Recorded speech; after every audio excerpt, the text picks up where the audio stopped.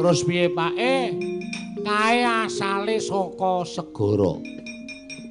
Ratu kae matine nek cemplungke segara, krubuten loro junjungan cemplungke segara. Ya Kang ya.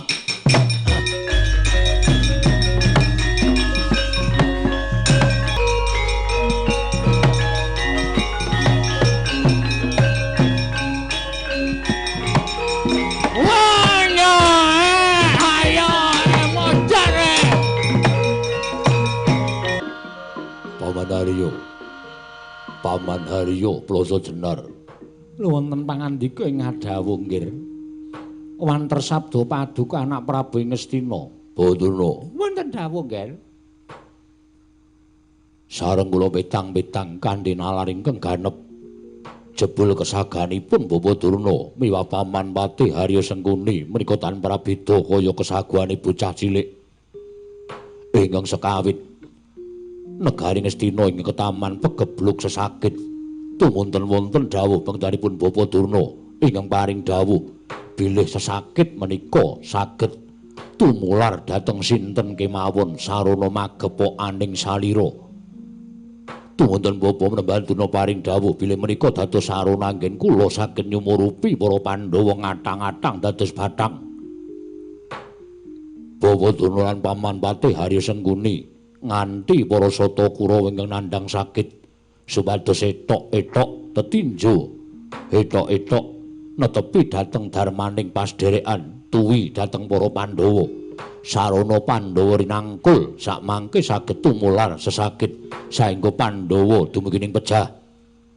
Namung ingkang kula tampi pawarta ingkang sampun dumugi talinganipun ingkang putra Punduryudana Pandhawa tasih sugeng apalipurna, Pandhawa tasih sugeng wonten ing jagat menika.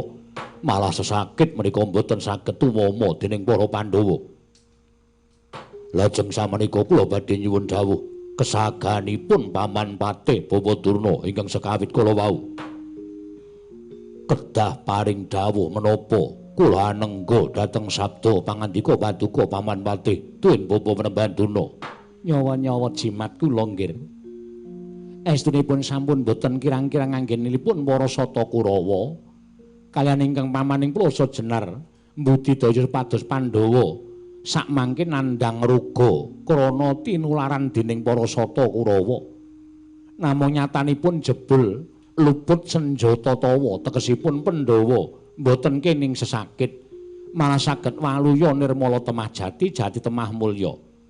Menawi paduka mboten pitados kula aturi nyuwun priksa dhateng Kakang Penembah Durna ingkang saestu sampun ngirit sangganing para sata Kurawa prapting negari Ngamarta.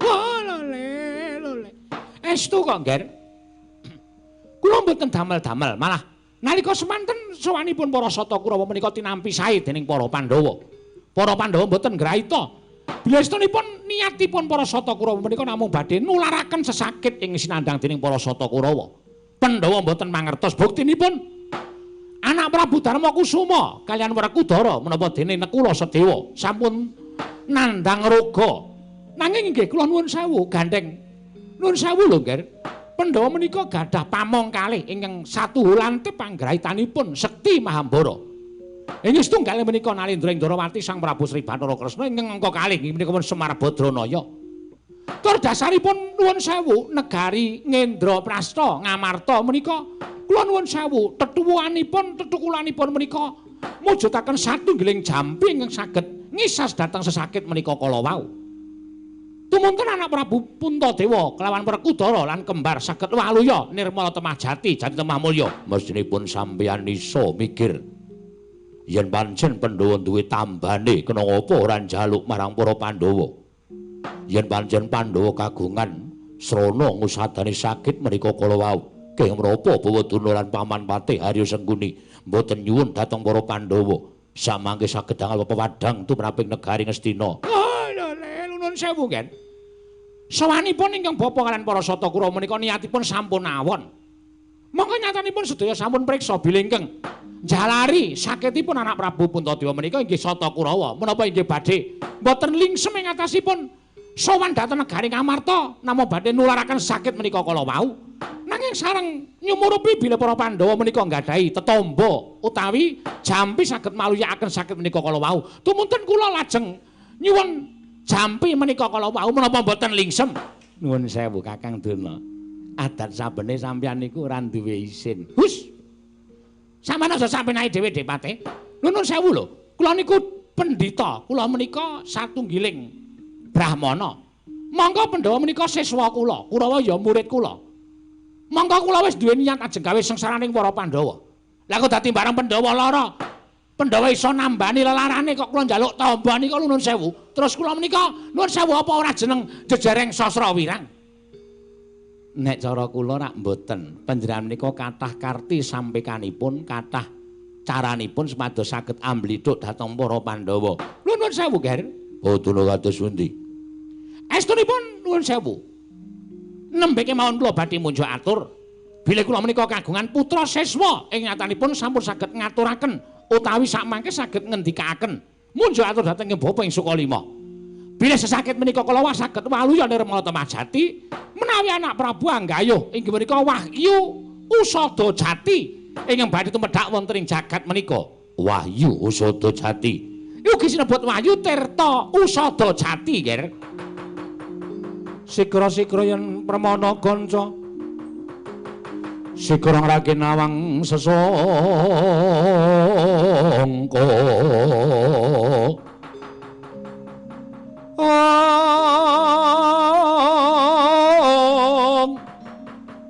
Nalendra mbek marwa sing sang katriku mulung mangrempak ing wadya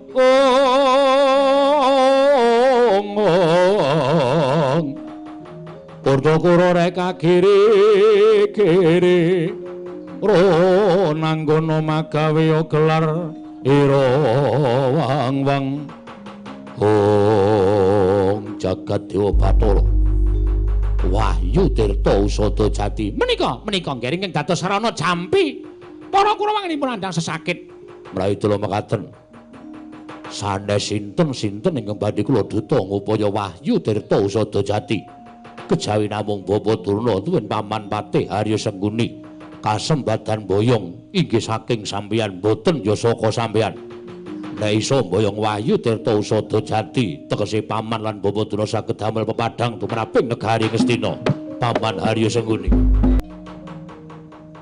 Pindha kumbang ngajaping tawang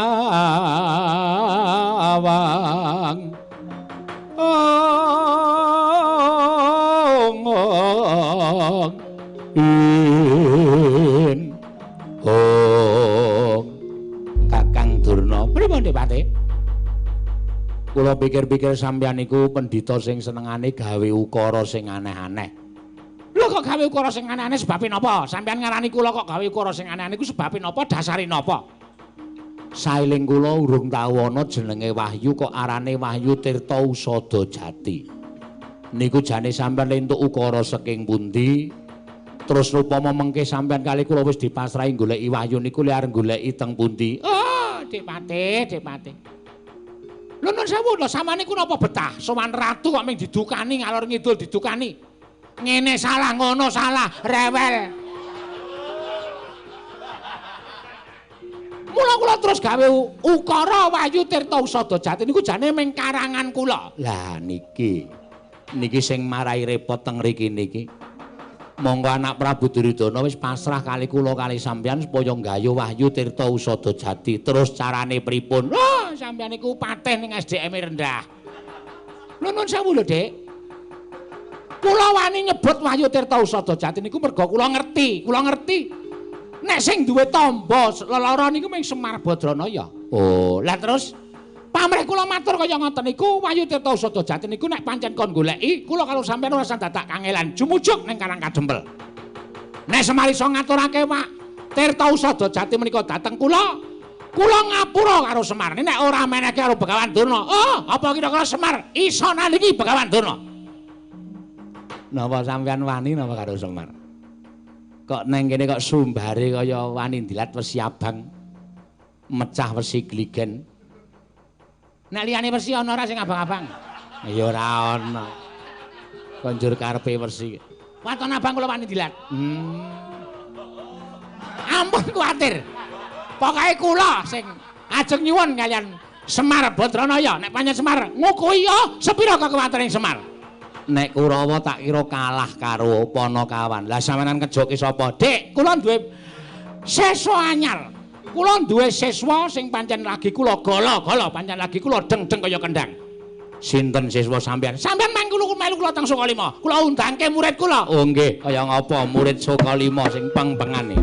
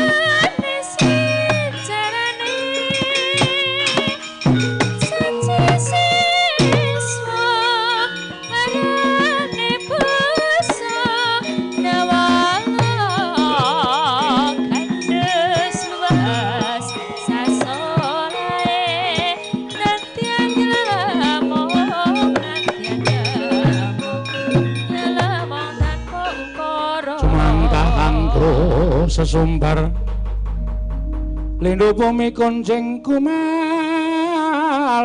dukundara katup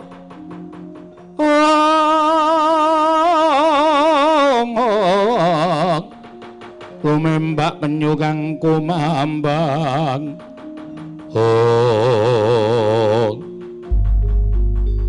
niki napa murid sampeyan lho Mang Sawang apa ora gagah pideksa godhek kok simbar jaja kaya kula kok kulina weruh ming sajake disandangi merabut nek ketoke kok kaya kulina weruh oh sampeyan niku ming tom-tomen niki murid kula sing durung tau metu teng pundi-pundi oh durung tau ngetok namine sinten Prabu Grahgrana sinten Prabu Grahgrana oh ya memper wong irune we mlenthung semono Grahgrana gerah niku lara grana niku irung wong di lelara teng irung oh sampeyan ampun sak penake dhewe le Amang ampun ning Celbung niki sak ciptane dadi sak sedyane ana weh ampun dikira sing ampun niku ming petak ning murid kula niku ya ampun oh nggih ditimbali kula tak krungu suarane siswaku ngger muridku wong sentosa wong gagah Nalindra ing Padasuri Prabu Grahgrana nyengen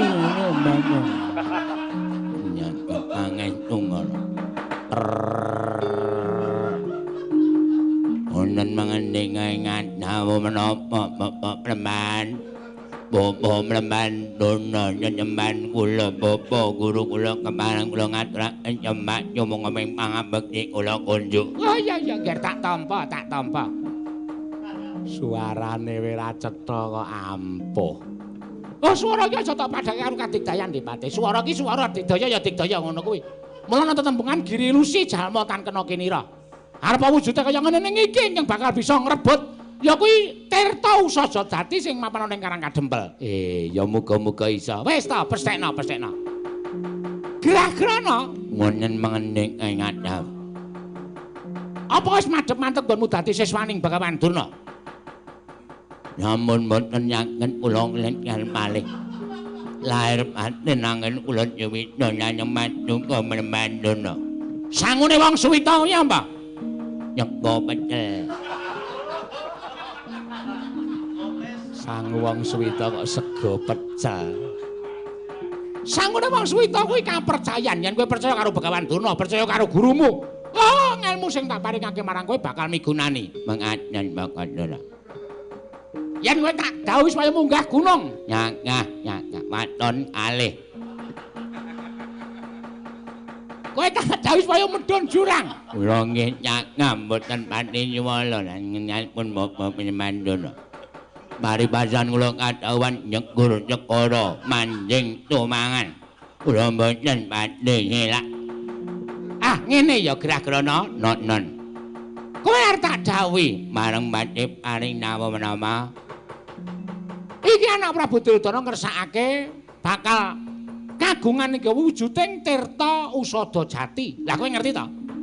Yen Ngastina kuwi wis ketaman begebluk pirang-pirang sasi suwene madal saring usada. Monggo pebegluk mau wujudane lelara. Sapa sing nandhang lara mesti bakal tekaning pati. Ning ya uga ana sing iso diwaluyake. Nanging racak-racake padha tekaning pati dadekake sungkawane ninggalih anak Prabu Ngastina. Mengaten. Monggo tamba lelara mau ming wujuding tirta usada jati. Lah, monggo sing duwe Semar Badranaya. Kowe tak kongkon ning Karang Kadempel. Aduh, pun nyah ngeten niku. Arep iki bengi arep iki awan niku kudu mangkat mergo iki dawuh Begawan Durna. Oh nggih, ngecokaken ta. Mboten badhe nyuwala nyanemnipun menipun Mbak Ora. Nyanyi apa to? Menyanyi apa? Pengendikanipun. Oh, kok cepet menyanyi. Kula bingung lek ngrungokke. Ampun kuwi Adipati, pun santai mawon. Nggih. Ana wis ketemu karo Semar, tirta usada jati kuwi jaluken. Nek kira-kira Semar ora menehake, oh, kowe tak keparengake gawe Karang Kadempel sungsang bawana balik. Digawe basa-basa. Oh iya. Nggih tangen ya. Lajeng pangkatipun hematipun Gragrana pinyang menapa? Ora ketang sambung ngobor celuk lintang kowe mangkata dina iki bali ora entuk gawe kethok gulumu. Waduh. Mbok mboten nyah nganggo kethok-kethokan. Lha niku ngantos murid sampeyan bola-bali dikethok bayare. Iya dikethok gulune cilaka nyamanan. Wis ta, kowe gek menyang kok. Nggih, ngetaken aku keparaken mboten wadyabala. Ora sanggo wadyabala. Mergo yen nganti nggo wadyabala mengko bakal gawe gegeran, yen gawe gegeran mesti bakal dadi kawigatening para Pandhawa. Nek nganti konangan para Pandhawa, wah cilaka uripmu. Not ngetaken ta. Drana dinten mangke nyuwun pamit macal panjenengan. Sing ati-ati aja kaya bocah cilik. Lho nggih, nyuwun pangestu Bapak Guru. Tak pangestoni, Gragrana tak pangestoni. Ora ki ana mate ayo nyang oleh rojon pangestu. Nyek Bapak dapat. Ngece. Mate kok ngece. Iya sing ati-ati aja kaya bocah cilik. Nyuwun pamit ditandhi menika. Oh. Nek ora mungkin. Nuwun sewu, wong kula niku ndelok pos awak-awakane ora kaya ora percaya kok. Oh, Dipati ampun ngena. Nika wis dadi murid kula udakara sesasi. Wis entuk ngelmu ya kuwi cing-ciripit. Oh. Ngelmu cing-ciripit. Sampeyan mboten perlu ngerti, bagus sampeyan percaya kali kula. Oh nggih. Diodol lakone Dipati. Nek ora entuk gawe dudu sapa-sapa sing mateni Gragrana ning kula dhewe sing mateni siswa sing ora iso ngijabah sarta ora iso mujuti karepaning Bapak Guru. Monggo Kakang Durna kula dherekaken. Monggo Dipati.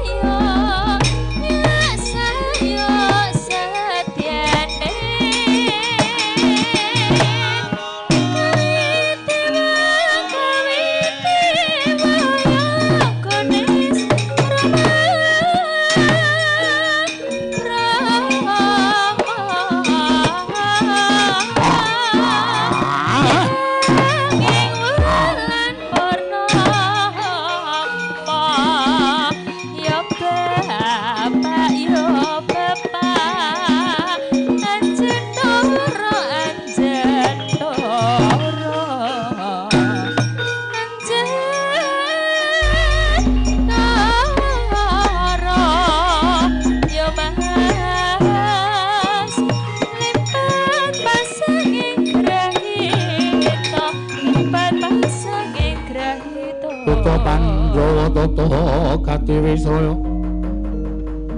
Indriyaksa sara maruta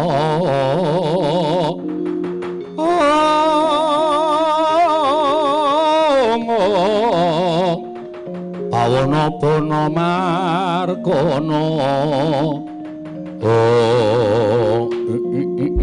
mutleng menanat mutut cek-cekan tinduk omon Ninawi neneng bapa guruku ya kuwi bapa mleman nyonya nyembayangku nyaluk ya kuwi tirta unyata cadya ning karang kajem. Semang. Ora meneh angin tirta unyata cadya mong ira-ira kuwi kakang nadigritaning Prabu Grakrana saka ing Padajuri. Gawe sungsang pawana balik karang kajem ya. Sumangka angkro sesumbar lindho bumi kuncing kumaludo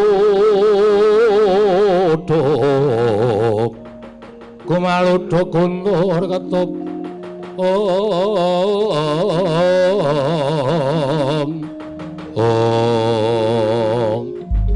iki sapa lah kok teko malang kadhak ning ngarepe Semar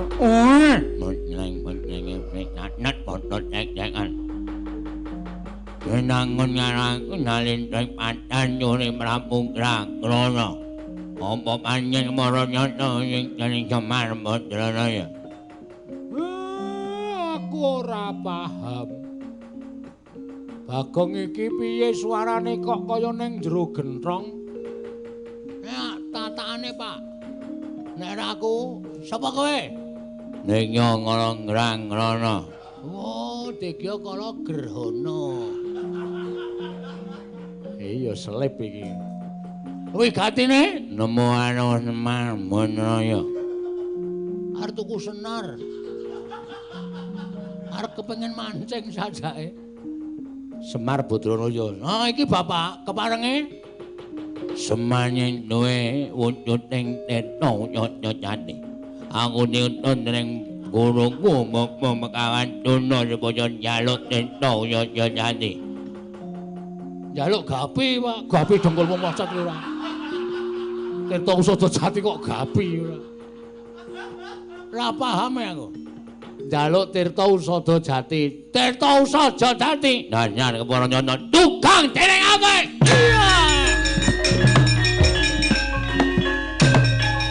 Bagonge wangi kowe to nggih.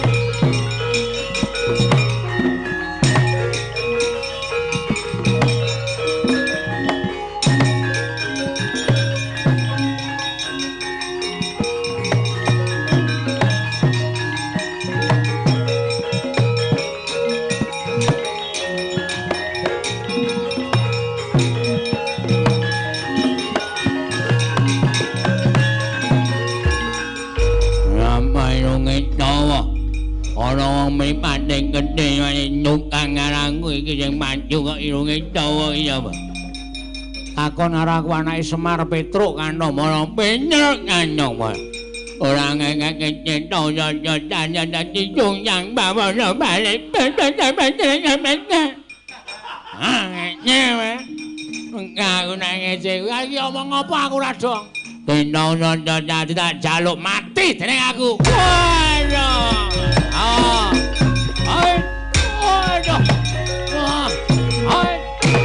Ayo.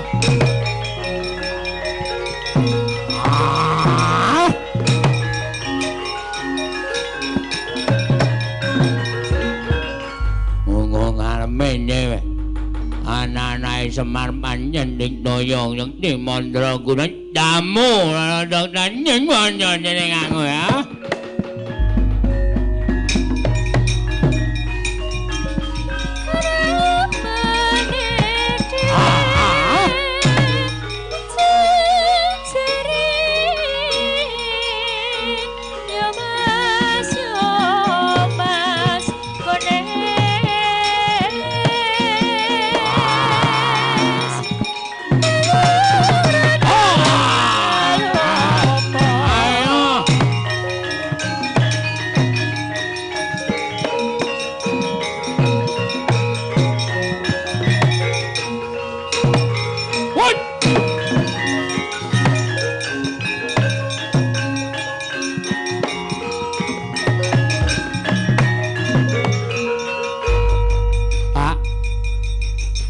Prabu Gragrana ampuh.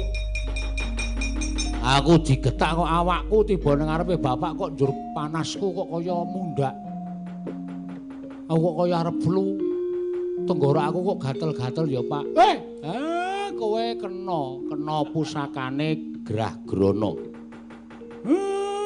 Kowe nek ora tak tambani kene, maju kene tak wenehi Tirta Usaja Jati. Njaluk tirtaku ora kok. Lah. Tirtaku asik lho, asik lho. Kene, moh. Oh, Bagong ki mek-mekan tangane ora. Terus piye, Pak? Kae asale saka segara. Ratu kae matine nek cemplungke segara, krubuten loro junjungan cemplungke segara. Ya, Gang, ya.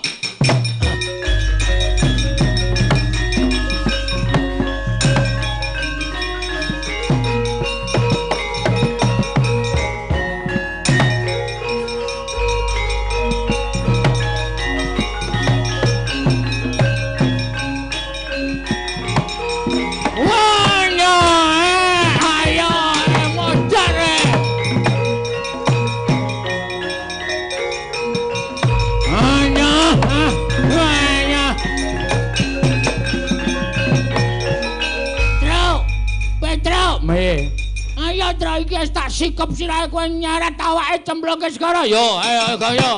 Ayo aku ora. Ayo yo.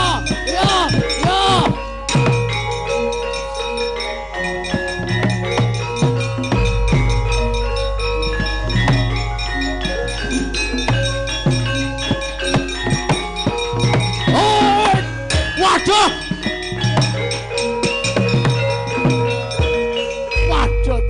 Ya njaluk ngapura. Nek kowe melu kecemplung.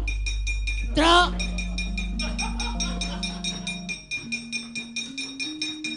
Kok ora ketok ya?